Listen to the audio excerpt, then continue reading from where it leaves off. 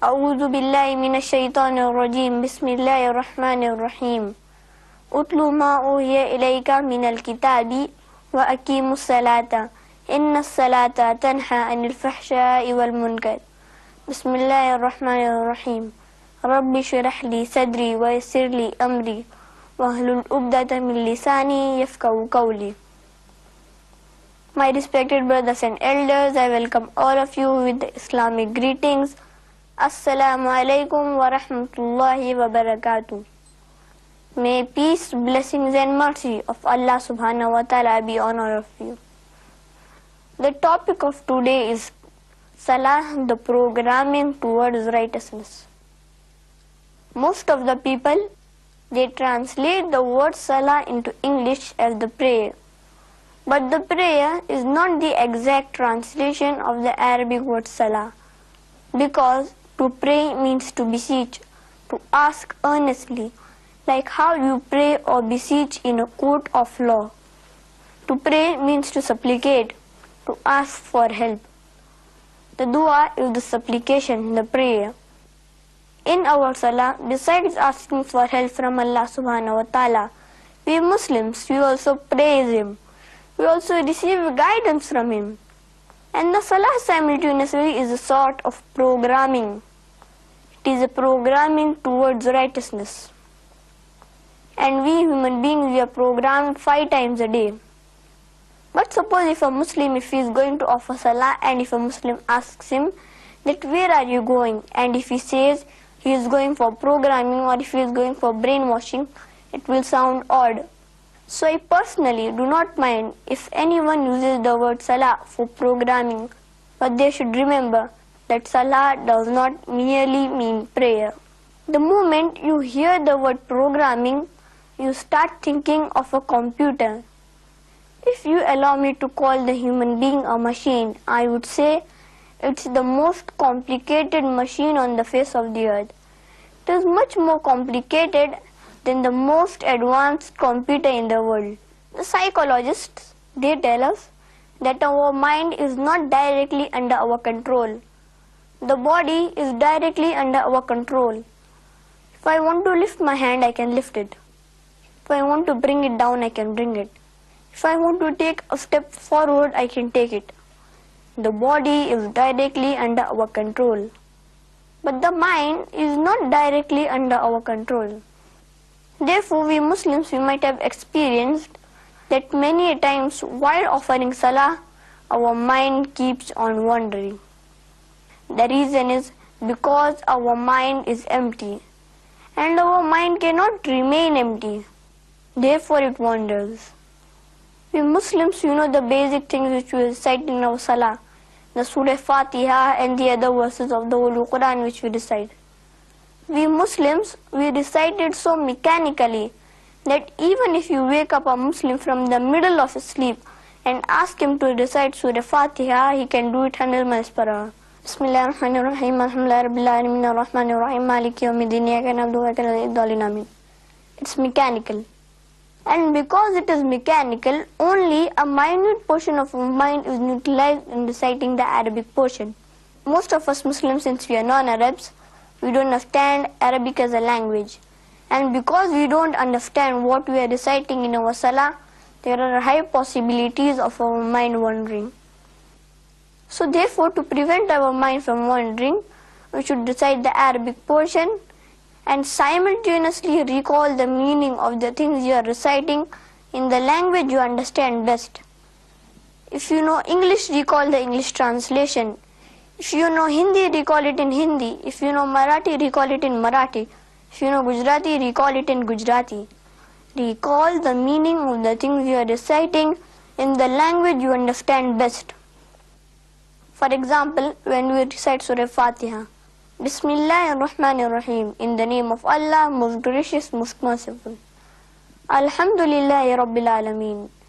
Praise be to Allah, the Lord of the worlds. Ar-Rahmanir-Rahim, most gracious, most merciful. Maliki Yawmiddin, the master of the day of judgment. Iyyaka na'budu wa iyyaka nasta'in. Thee alone we worship, Thee alone we ask for help. Ihdina as-siratal mustaqim, show us the straight path. صراط الذين أنعمت عليهم غير المغضوب عليهم ولا الضالين. The path of those who have earned thine favor, and of those whose path is not raw, nor of those who go astray. When we recite Surah Fatiha and other verses of the Holy Quran, simultaneously recall the meaning and your mind will not wander. Because a little portion of your mind is utilized in reciting the Arabic portion, and another portion of your mind is utilized in reciting its meaning. There are less chances your mind will wander, but yet it may wander. A human being cannot concentrate 100% on two different things.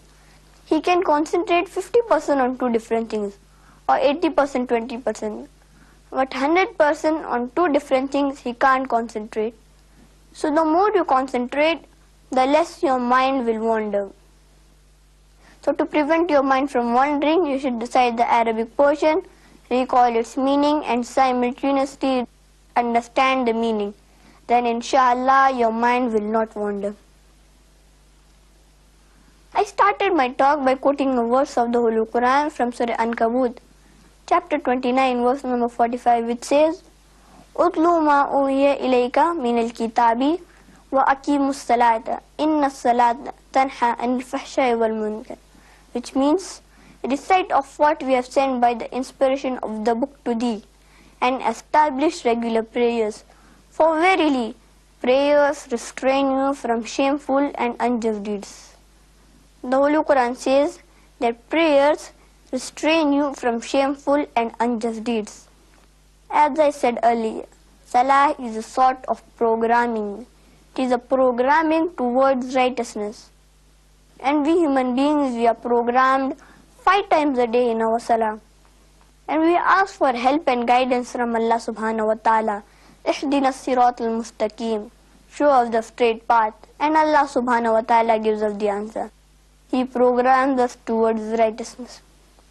For example, if the Imam, after Surah Fatiha, he may recite Surah Maidah, Ya ayyuhallazina amanu, O you who believe, innamal khamru wal maisiru, most certain intoxicants and gambling, wal ansabu wal azlam, dedication of stones, divination of arrows, rijsum min amali shaitan, fashtanibuhu la'allakum tuflihun.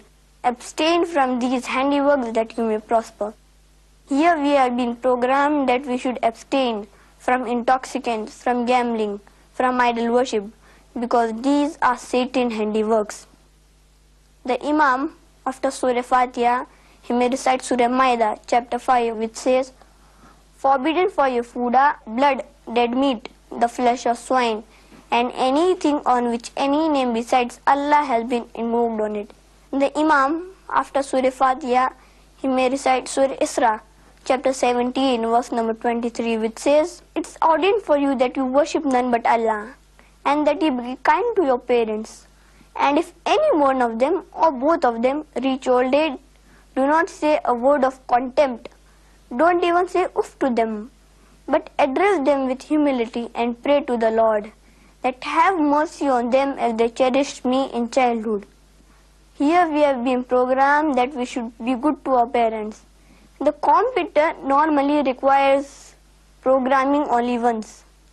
But since we human beings have a free will of our own, which the computer doesn't have, there are high possibilities of our mind wandering. So, we human beings, we have been programmed 5 times a day in our Salah.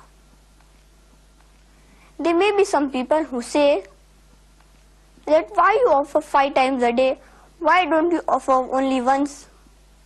For a healthy body, a human being requires 3 meals a day. If he has 1 meal, he will not be healthy.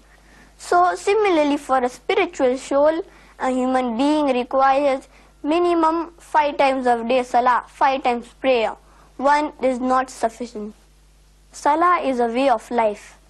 It caters to the spiritual aspect of the soul as well as the physical needs of the body. And the Holy Quran says in Surah Anfal, chapter 8, verse number 2,